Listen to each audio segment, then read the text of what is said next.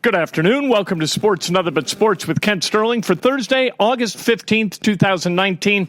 Brought to you by the great people at Today's Dentistry. Call 317-849-2933 if you want to go to the best dentist in the world. If you don't want to go to the best dentist in the world, call some other number. But for the best dentist in the world, Dr. Mike O'Neill, it's 317-849-2933. We're at Grand Park. You know what happens at Grand Park today? It is the final workout of camp. Training camp ends today for the Indianapolis Colts.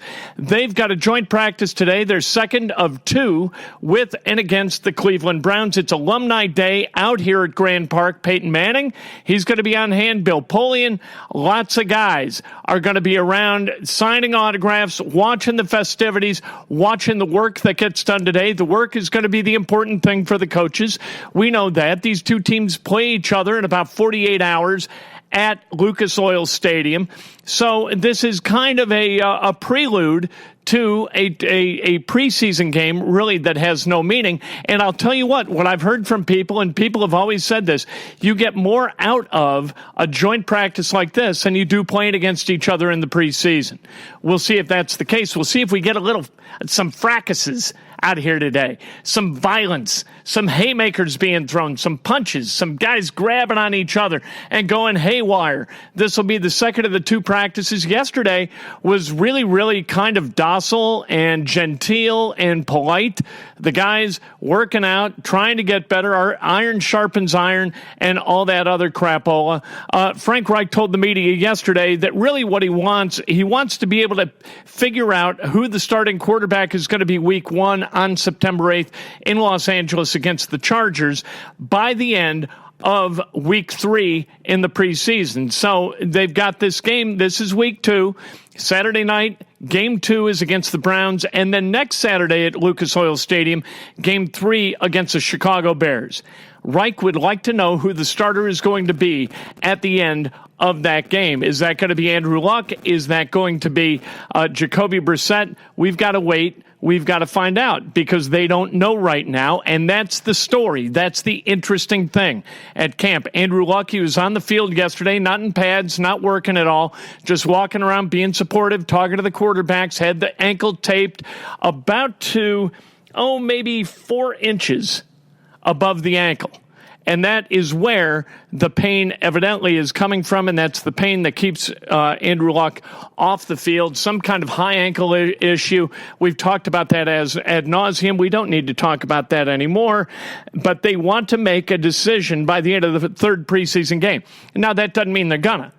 If Andrew Luck is still unable to go at the end of next week, but somehow that high ankle resolves itself by, let's say, Wednesday, the day before the fourth preseason game against the Bengals, or the following Saturday or the following Sunday, Andrew Luck is going to be the starter for the Indianapolis Colts because they are not going to have a partially healthy or able to be playing Andrew Luck sitting on the sidelines watching while Jacoby Brissett loses a game against the Chargers. That's not going to happen.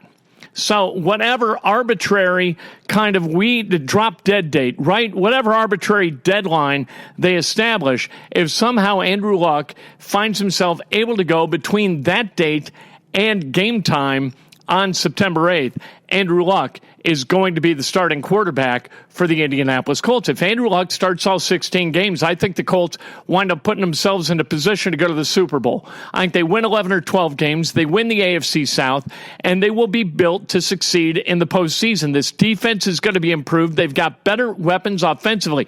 Remember what that wide receiver core was last year, right? With Ryan Grant, for God's sake, and other guys. This is a good crew where you've got T.Y. Hilton, who's healthy and who in camp looks absolutely explosive.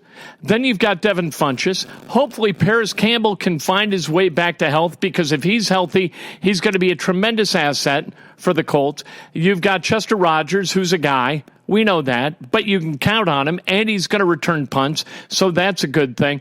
Then you've got a bunch of guys like Reese Fountain, Deion Kane, guys who could develop into playmakers and who show a bit of a burst and an ability to get open, catch contested balls, and run with them after they come down.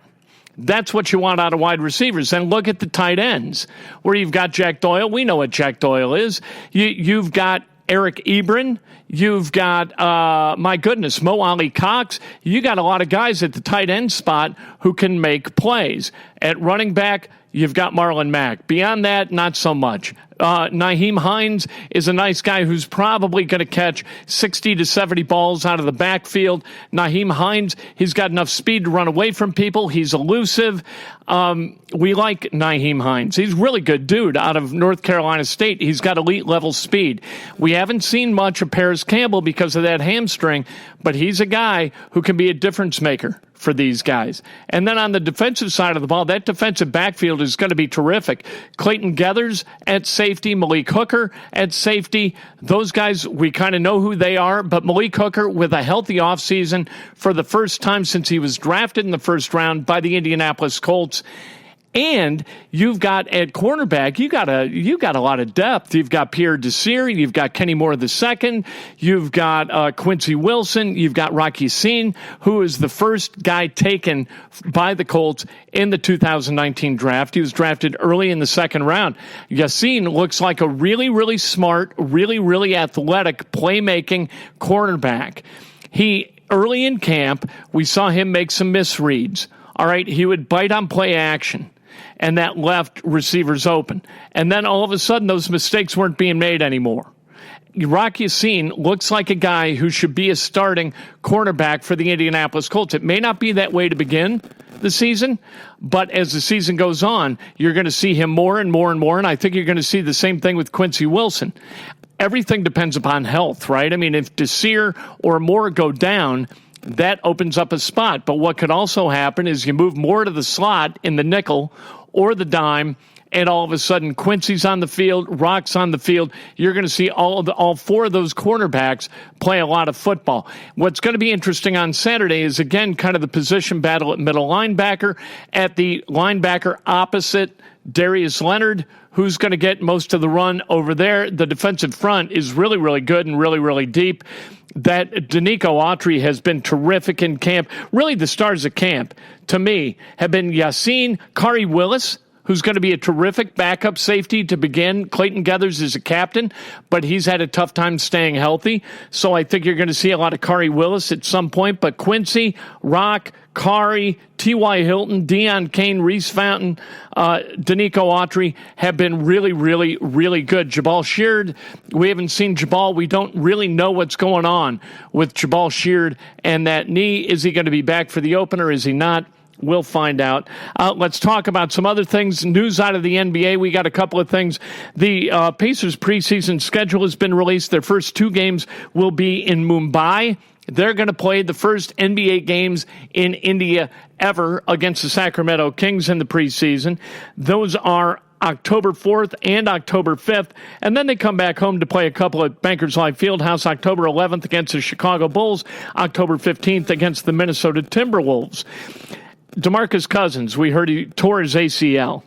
He just turned 29 2 days ago. He's made $85 million. So a lot of people are saying, I saw this from Will Carroll on Twitter, where Will said, has anybody lost more money to injury in the history of professional sports than DeMarcus Cousins? That's a good question, because this is a guy, as talented as he is, he could have wound up making $300 million during his career. He's going to rehab. He's going to figure things out. After this year, he's going to get paid this year. That 1 year free agent deal worth a few $1 million, I think $3.5 million overall in his career. After this upcoming season, he will have made $88.5 million. I know we feel bad for DeMarcus Cousins, feeling bad for Boogie today that he's hurt. He rehabbed that Achilles. And now he's back, or whatever the hell it was. I think it was an Achilles, right?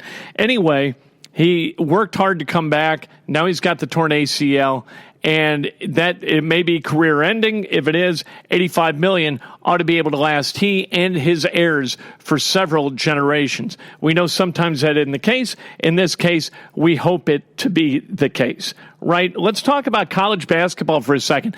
Interesting. I'm not even going to call this a bombshell, all right? Court filings from Michael Avenatti's lawyer. Michael Avenatti is being charged with extortion. He told the people at Nike he wanted $25 million or he was going to drop a bombshell that would rock college basketball to its foundation. So as part of the court filings, by Avenatti's legal team, those filings allege that Nike authorized payments of $35,000 or more to Zion Williamson and $20,000 to Romeo Langford, $15,000 to an unnamed player. Let's talk about what that means to Indiana University first, okay? The $20,000 to Romeo, I don't believe he ever got, and I don't believe anybody in his family ever got him because he's an Adidas guy.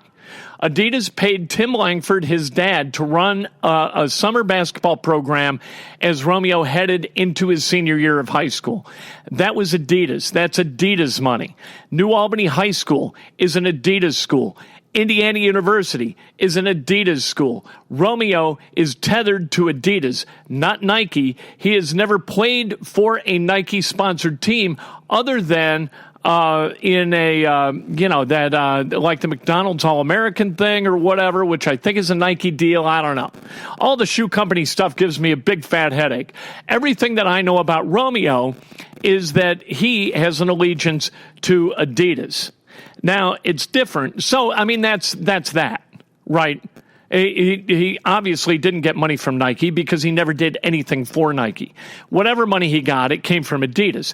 And there's nothing in the court filings about Adidas at all.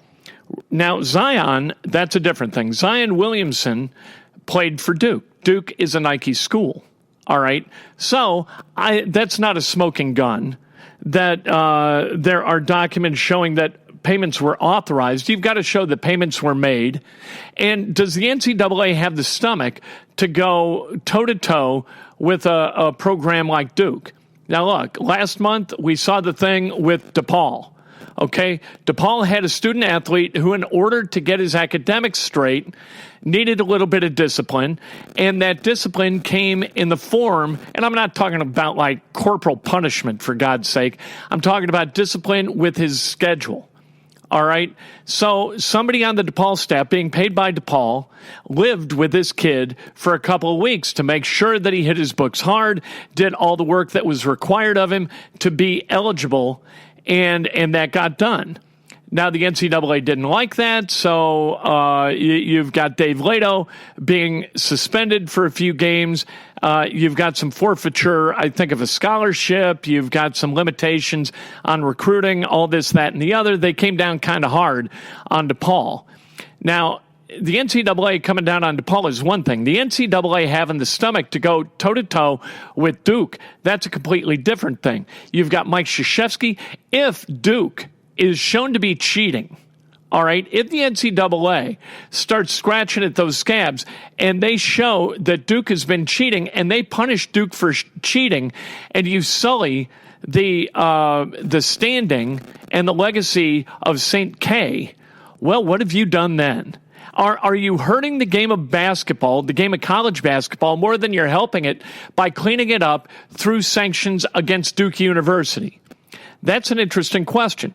And that is the kind of conversation that's going on at NCAA headquarters down on East Washington Street or West Washington Street today. They're talking about just that. Do we have the stomach for this? Do we want to investigate this? Michael Avenatti is, by all accounts, one of the worst human beings on the planet. Are we going to use court filings in a case where Michael Avenatti looks to be punished through or escape punishment through because of extorting Nike? Are we willing to use this guy as kind of the lever to punish Duke University as a bad actor in college basketball? That's a really interesting question. And if the NCAA isn't willing to do that, then the NCAA isn't willing to clean up college basketball, whatever that means. I don't think that the NCAA wants to clean up college basketball because I don't think the membership wants college basketball cleaned up. Mark Emmert can impanel all these groups to his heart's content. Condoleezza Rice can come into Indianapolis and they can decide, hey, we're going to do this, that, and the other with college basketball. We've got to clean this up. But when they need boots on the ground and they really need to start scrubbing, do the schools who comprise the membership of the NCAA have the stomach for this kind of thing? Do they have the stomach to clean up the mess that they themselves have made over the last 40, 50, 60 years? We're going to find out, and it's going to be kind of fun. The BMW Championship, old guys are rolling at Medina outside Chicago. You got Furyk and Sabatini at 500 among the leaders. You've got Tiger Woods, who's played well early. He was -2 after 5. That is going to be fascinating this weekend. I hope Tiger's in the hunt because golf is more fun when Tiger's in the hunt. This has been Sports Nothing But Sports for a beautiful Thursday in central Indiana. The Colts workout with and against the Browns getting ready to start out here at Grand Park. You don't need to buy tickets, but you got to print them. And if you print them, you get to come out here and you get to watch a great workout and you get to hang around with a bunch of Colts alums, including, how about that, Peyton Manning? This afternoon. Tomorrow morning, it's Breakfast with Kent, bright and early, 8 o'clock on Facebook Live, and then on Periscope Live at about 18. It's a show so nice we do it twice. Join me tomorrow morning, brought to you by the great people at Today's Dentistry.